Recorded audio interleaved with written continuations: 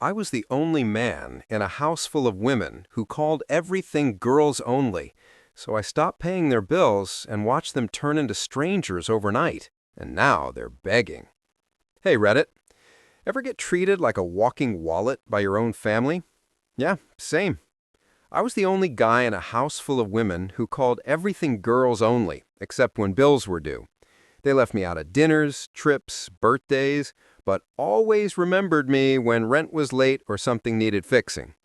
I stayed quiet for years, kept helping, kept showing up, until they crossed the line one too many times. So I pulled the plug and their whole world started falling apart. Here's how it went down. So, I, Nathan, 28, male, and my entire family, at least the part that talks to me, is all women. My mom, two older sisters, Amanda and Taylor, 31 and 33 females, three aunts, two are my mom's sisters and one married in.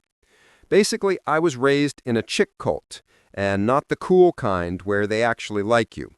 My dad dipped after a nasty divorce when I was a kid, and nobody's heard from his side of the family since.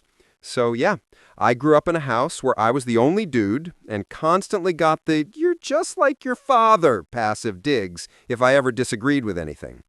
Mom's always had this switch. Sweet one minute, cold the next if you didn't fall in line. Anyway, a few years ago, my mom and her sisters started doing these girls-only weekends. It kicked off with some movie, The Avengers or something, and I guess it was a blast because they started doing outings every couple of weeks after that, like clockwork. I didn't care at first. I'm not the type to get in anyone's way or make a fuss. I live alone, got a solid job, my own space and hobbies. If they want to do brunch and gossip, go for it. But then it started snowballing. What started as just girls' movie night became, let's go to the zoo, let's do dinner, let's do a spa day, let's go bowling, even a baseball game at one point. Not kidding. Half of those things aren't even girly to begin with. But still, no invite for me. And every time they posted pics in the group chat or raved about how fun it was, I'd just leave a thumbs up emoji and scroll on. Tried to act like it didn't bother me. Thing is, I'm not some distant cousin or random family friend. I'm their son, their brother, and I'm the one helping them out more than anyone else. I've been giving my mom money every month for years to help with bills. My younger aunt needed help with a car payment. I spotted her. One of my sisters got laid off for 3 months, and guess who paid her rent? Me. I've never thrown it in their face either. I was raised to help family, even if they're annoying sometimes, but they sure don't treat me like I matter. My sisters, though, whole different story. My mom acts like they're royalty. Every time one of them does something basic, like land a job or cook a lasagna, it's this whole thing, group text blowing up with, "Proud of you, girl," or "You're amazing, babe." I bought my mom a new fridge last year after hers died, and she told me, "That's nice," like I was some random neighbor lending a hand. And yeah, I know, maybe I sound bitter, but wouldn't you be? Imagine being the one guy in a family full of women, doing everything you can to support them because you know you're the man, and still being treated like a backup plan. Like if I dropped off the face of the earth, the only thing they'd miss is the money. The weirdest part is they act like they're so inclusive and loving. That's their whole vibe. Sisterhood, women supporting women, ride or die energy. But they've literally built this little circle where I'm not welcome unless it's Thanksgiving or someone needs a ride to the airport. It got more obvious around year 2 of the girls only thing. They'd plan stuff right in front of me. I'd be sitting in the living room at my mom's house while they're talking about brunch plans or an upcoming trip, and not once would they turn to me and say, "Hey, want to come?" Not even a fake invite, just full-on pretending like I'm invisible. One time I tried joking about it. I said, "Damn, guess I need to grow my hair out and change my name to be part of the club." Crickets. One of my aunts did this forced laugh. My mom didn't even look up from her phone. It's like the second I bring up being excluded, I'm either ignored or told I'm making things about me, which, side note, is exactly what they used to say to my dad before he left. So yeah, maybe I am like him. I guess what really messed me up is that I kept giving them the benefit of the doubt.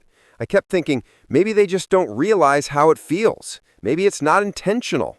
Maybe I'm reading too much into it. But after 2 years of the same crap, no invites, no appreciation, just straight up acting like I'm a second-class member, I stopped making excuses for them. It's not even just about being left out. It's the attitude, the entitlement, the way they treat me like a walking wallet and background character. And yet, they bend over backwards for each other. One of my sisters wanted help redecorating her living room, and 3 of them dropped everything and showed up with paint swatches. I offered to help fix my mom's dryer and got told, maybe let the professionals handle it. Cool. Got it. So yeah, at this point, the girls-only thing wasn't just a cute theme anymore. It was an excuse. It became a way of telling me I don't belong, that I'm not one of them and never will be, which would be fine if they also didn't rely on me for everything when things go south. I didn't speak up right away. I kept it all in. But deep down, I knew something had to give. I was either going to suck it up forever or finally call it for what it was: favoritism, entitlement, and disrespect. And I might have been raised to be the nice guy of the family, but even I have a limit. I didn't reach that limit yet, not then, but it was getting close. Anyways, so mid-January rolls in, and I'm wrapping up work on a Saturday when I realize I haven't heard anything about Aunt Lisa's birthday.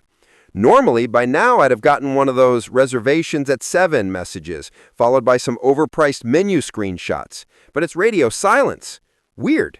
I text my sister. Nothing. I text my mom, and she replies 5 hours later with, "We already did something last weekend. Lisa's going out of town." No heads up, no invite, no nothing.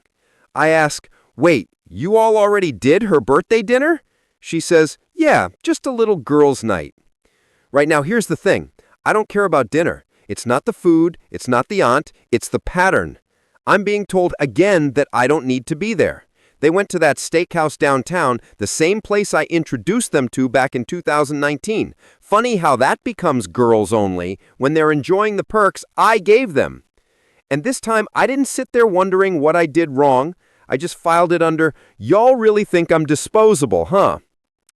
What made it worse, I'd already bought her a gift. I took time out of my week to go get her this niche herbal tea set she mentioned once just in passing during a random conversation in the fall. Remembered it, got it, wrapped it, card included. I don't half-ass stuff like this. I just believe in doing right by people even when they barely register you exist.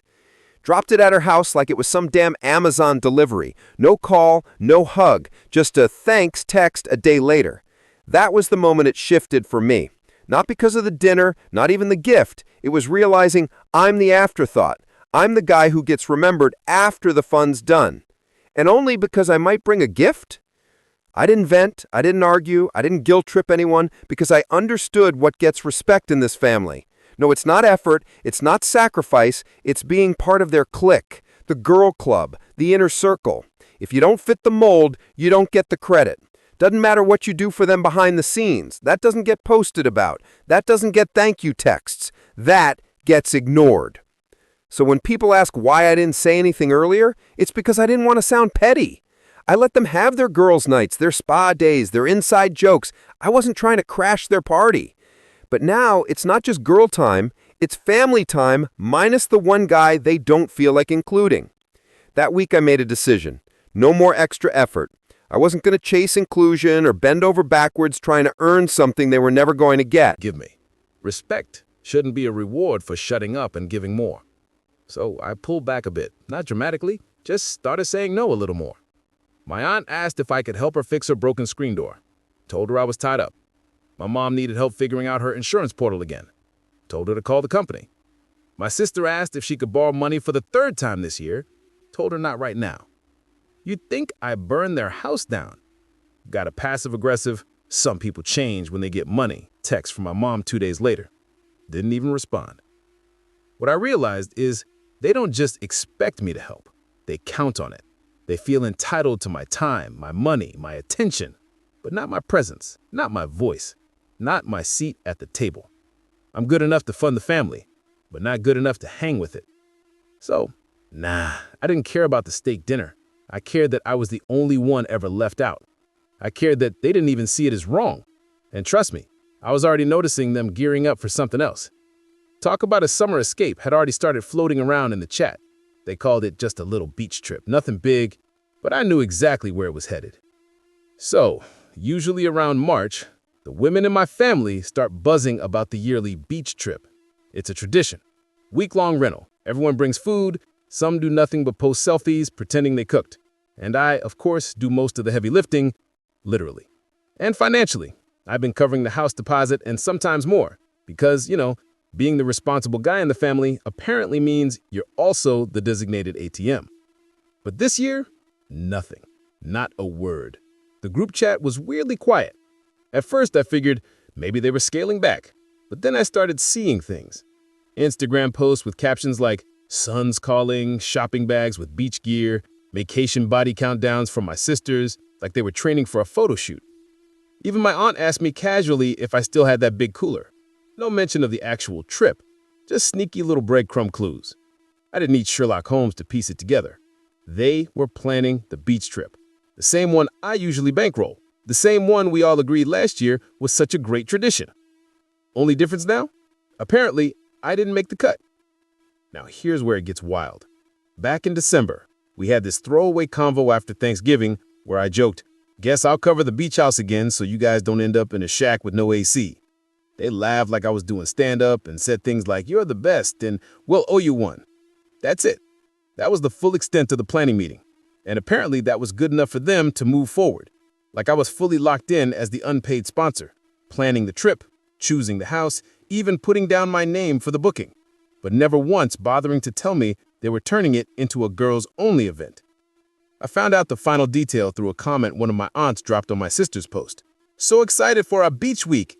Thank you again for reserving it under Nathan." I swear you could hear the record scratching my head. So let me get this straight. They're taking a vacation without me, on my tab, using my card, and had zero intention of telling me until the deposit went through. That's not family. That's organized theft in flip-flops. At this point, I wasn't even angry. It was actually kind of hilarious, like watching toddlers try to pull off a bank heist with crayons and a fake ID, just dumb enough to be bold. Now, I could have blown up the group chat, I could have called everyone out and gone nuclear. But why bother? They don't listen when I talk. They only listen when I act. So I did what any logical guy would do. I logged into the reservation portal, canceled the pending booking, and removed my card from the account. No warning, just poof. The fallout came quick. Within 24 hours, I got the first wave of text messages. They started light, confused. "Hey, something's wrong with the payment." Then came the passive-aggressive wave. "I thought you said you'd handle it." Followed by my personal favorite. "We already told the kids we were going. This isn't fair." Fair? You're booking a vacation behind my back, using my card, and not inviting me because I wasn't born with the right plumbing. And you're talking about fair. But I didn't respond. Not because I was sulking or trying to be dramatic, but because silence is a full sentence. They wanted to pretend I didn't exist. Fine. I returned the favor. Quietly, efficiently. Then, just to drive the point home, I booked the mountain cabin for the same week. Took a couple buddies. No announcements, no revenge post.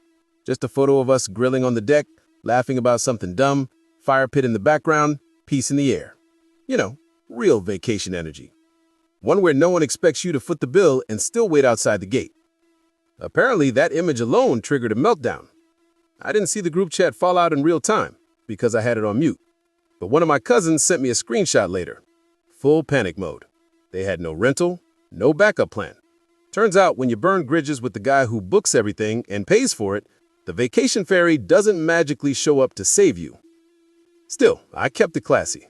No digs, no "I told you so," just silence and s'mores at my cabin while they scrambled like a broke reality showcast trying to build a vacation out of vibes and borrowed beach towels.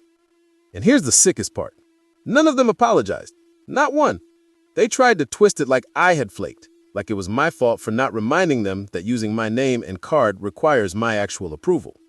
The entitlement is Olympic level at this point. They don't respect me, but they expect me to show up as the invisible sponsor of their fun. And when I don't, suddenly I'm the one causing problems. Nah, they wanted a girls' trip. They got one. Just not the deluxe edition they were used to, because that version required me.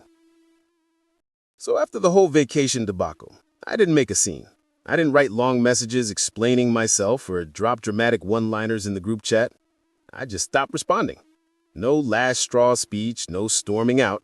I cut the cord the same way a contractor cuts power to a condemned building.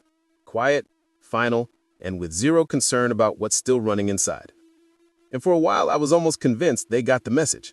The group chat was dry. No "can you help" with texts, no fake invitations, just complete silence, which, for my family, was like hearing a dog not bark when someone's at the door. It didn't feel peaceful. It felt loaded, like they were regrouping. Then came the couch test. My oldest sister sent a one-liner Monday morning. "Hey, any chance you can help me carry my new couch upstairs? The delivery guys won't do stairs." No greeting, no check-in, just right back to the same entitled tone like I had hit pause, not stop. I didn't reply.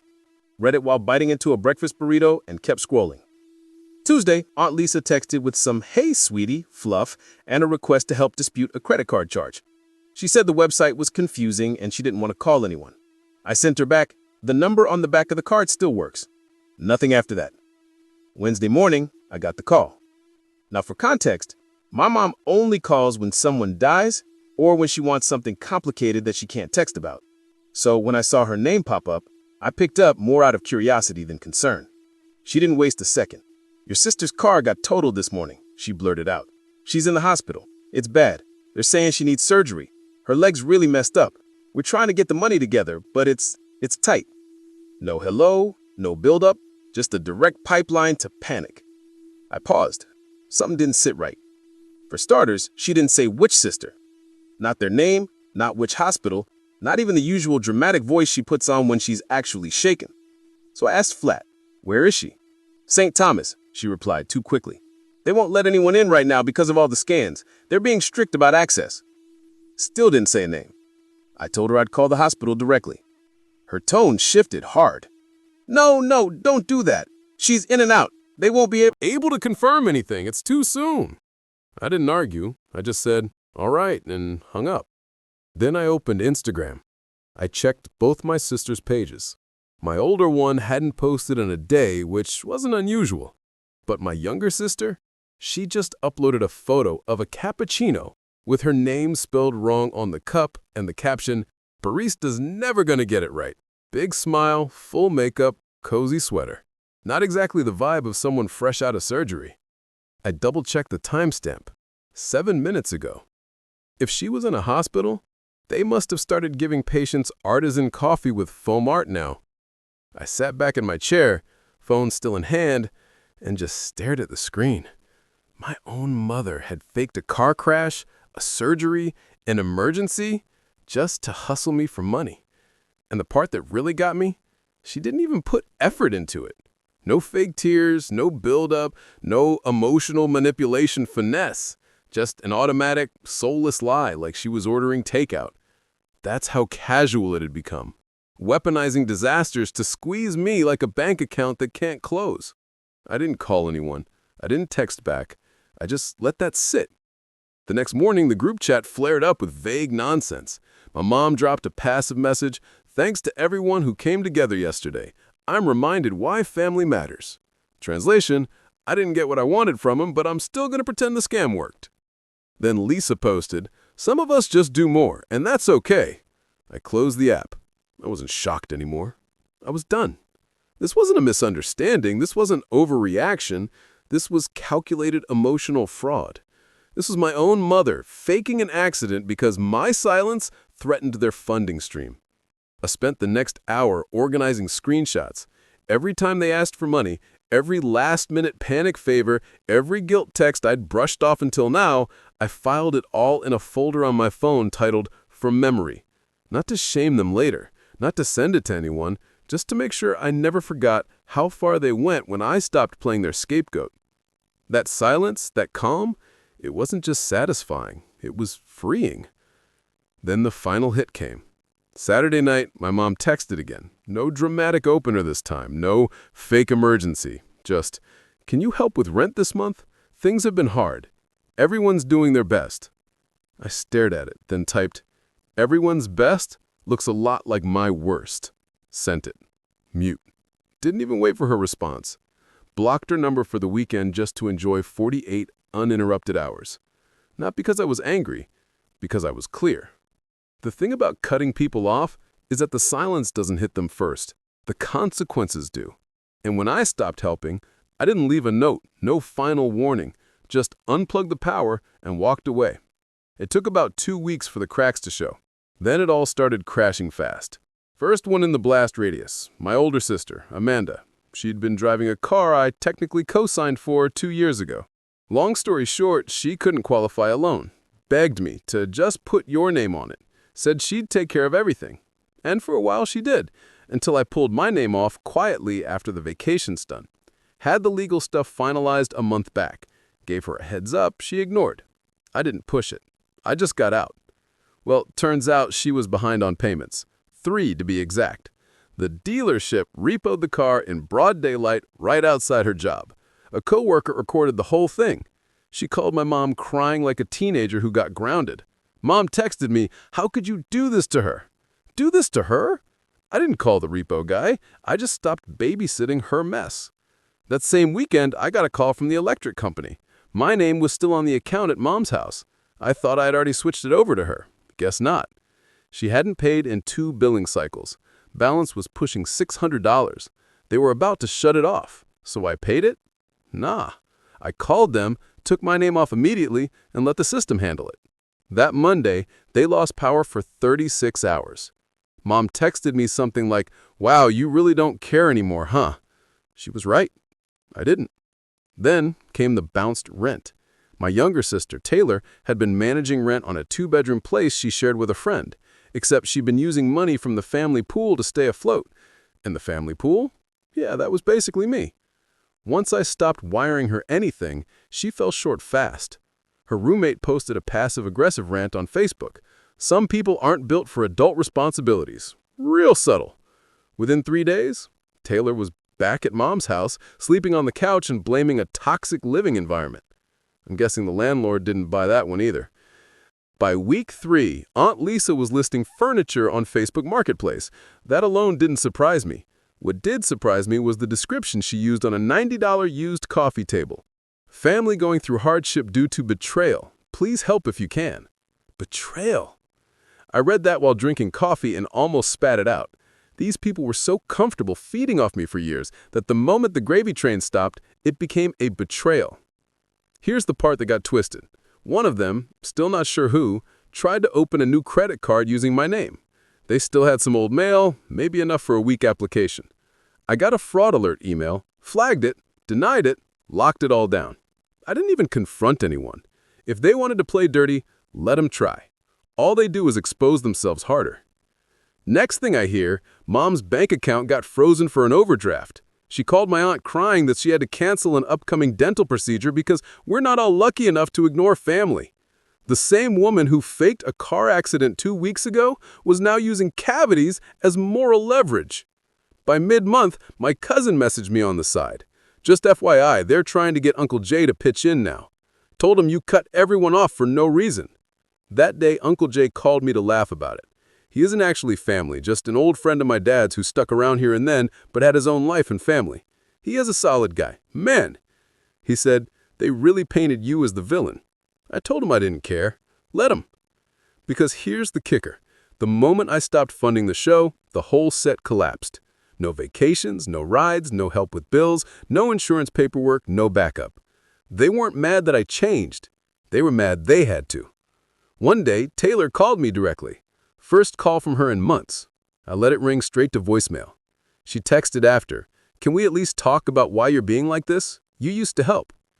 Yeah, I used to, back when there was some mutual respect, or at least the illusion of it. But after the lies, the scams, the entitlement, the silence wasn't revenge. It was sanity. Then came the hospital stunt. Not the fake one. This one was real.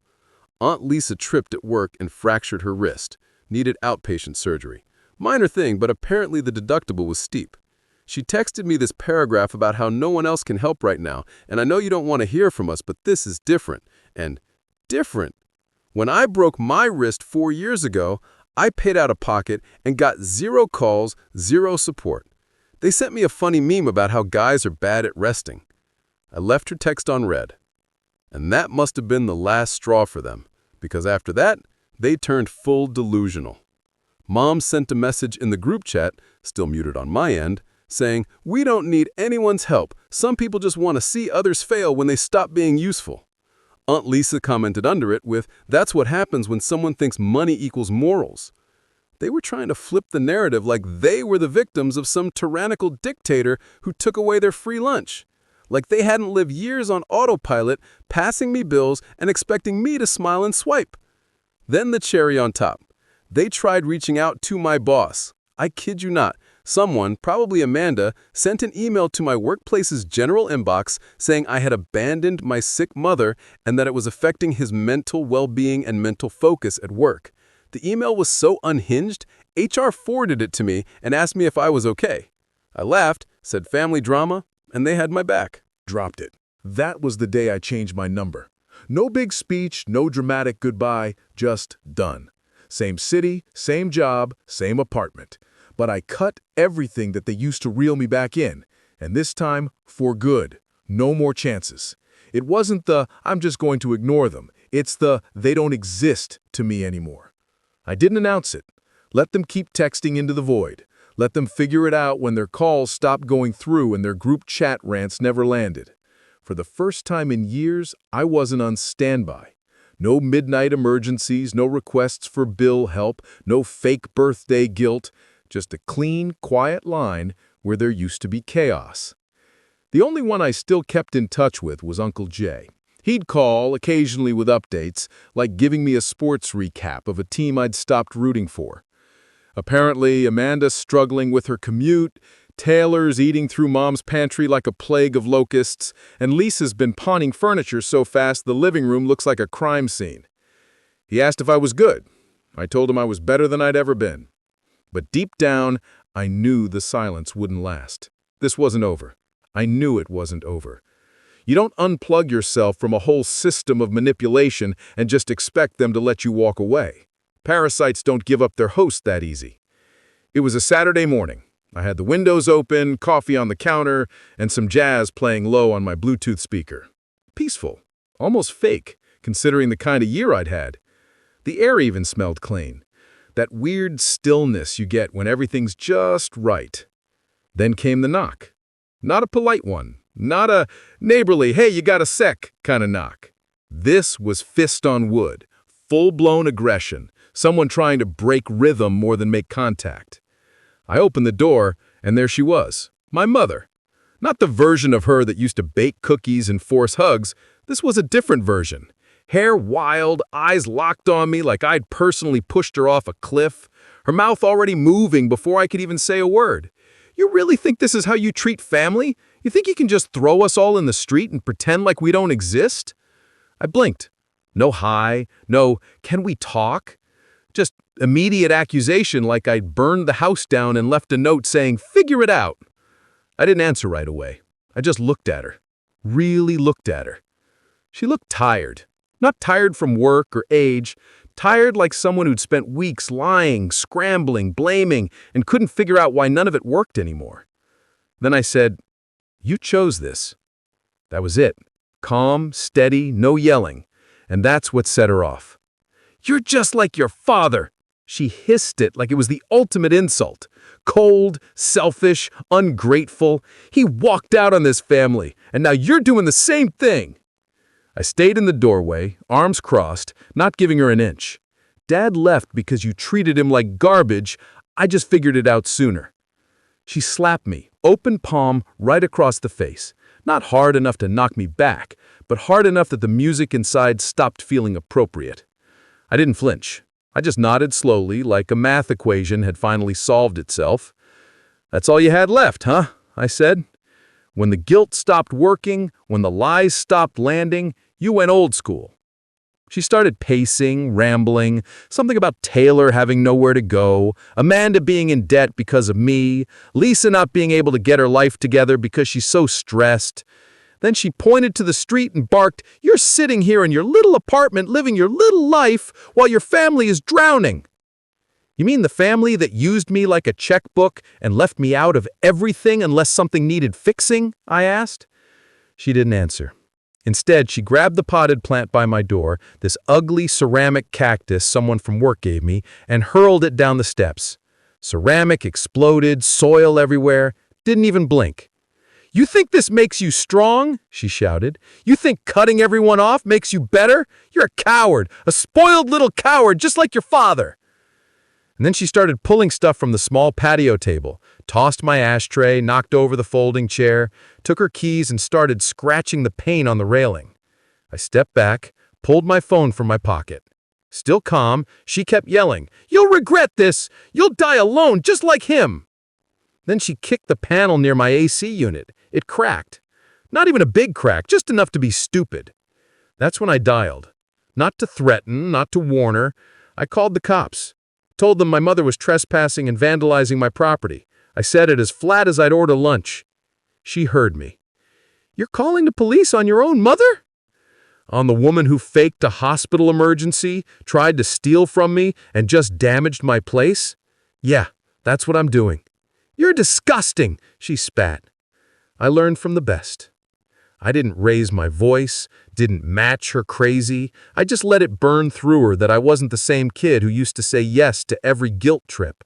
I wasn't the same guy who bailed them out when they forgot to pay the water bill or accidentally used up their data plan streaming Netflix all month. I was done. The dispatcher stayed on the line, asked if she was still on the premises. I said yes. My mom stood there shaking, not crying, just raging like she couldn't figure out how someone like me, someone who always bent, suddenly wouldn't break. I watched her deflate a little when she realized I wasn't bluffing, that police really were on the way. She backed off the porch, took a final look at me, then turned and stomped toward her car. Before getting in, she shouted, "Don't come crawling back when no one wants you!" I stared at her, then said, "I'd rather be unwanted than used." She sped off. Tires squealed. Nothing dramatic, just the sound of someone out of control and needing to feel powerful again. 15 minutes later, 2 officers showed up, took a quick statement. I showed him the broken pot, the cracked panel, the scratch on the railing. Had it all on camera, too. My doorbell cam had caught the whole show in high def. They offered to file a formal report. I told them yes. Not because I wanted her arrested, because I wanted a record. The next day, Uncle Jay called. He'd heard. News moves fast when someone like my mom melts down in public.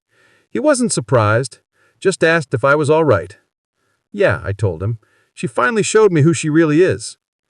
He sighed, said, "Sometimes people aren't mad that you stopped helping. They're mad that you stopped believing they needed help in the first place." I hung up and stood in the middle of my living room, letting the quiet settle in. She was gone. Not physically. She still existed, still lived 15 minutes away. But the illusion was gone. The idea that she'd change or understand or even just back off when I asked her to. All that died the moment she threw a flower pot and scratched my porch rail, like a teenager keying an ex's car. That was the final break. No more texts, no more second chances, no more shared blood excuses. Just me standing in the wreckage of a family that expected me to hold everything together and hated me the moment I stopped. A week later, and things still feel quiet. Not fake quiet, real quiet. No buzz on my phone, no fake emergencies, no guilt bombs wrapped in just checking in texts. It's like someone hit mute on a sitcom that ran too many seasons past its prime. After the cops came that day, I didn't try to spin anything. I told the truth. She slapped me, keyed my porch rail, threw a pot at the steps, screamed like I was the devil. The officer wrote everything down, asked if I wanted to press charges. I said no, just document it. I wanted something on paper in case she pulled this again. He nodded and left, but the damage was already done. That report, it shattered whatever fantasy she had about me always staying quiet. She didn't get arrested, but she got warned, officially, and she hated that. Uncle Jay told me she's been telling the family I ruined her life and sided with the law over blood. I guess in her mind, blood means immunity from consequences. Meanwhile, her meltdown became the final straw for everyone else. Lisa cut contact with her 2 days later. Apparently didn't want to be associated with someone unstable enough to get cops involved. Amanda moved out temporarily, said she needed space, but really she's couch surfing now. Taylor's still stuck there but barely speaks to Mom. The house is a powder can with no one left to absorb the heat. And me? I'm just watching it unravel from a distance. I changed my number, blocked everyone except Uncle Jay. He's the only one who talks to me like I'm human, not a debit card with legs. He gives me updates but never tells me to fix it. Just says they're learning what it's like without you. Amanda tried texting me through a burner number, said I was cruel, said Mom's depression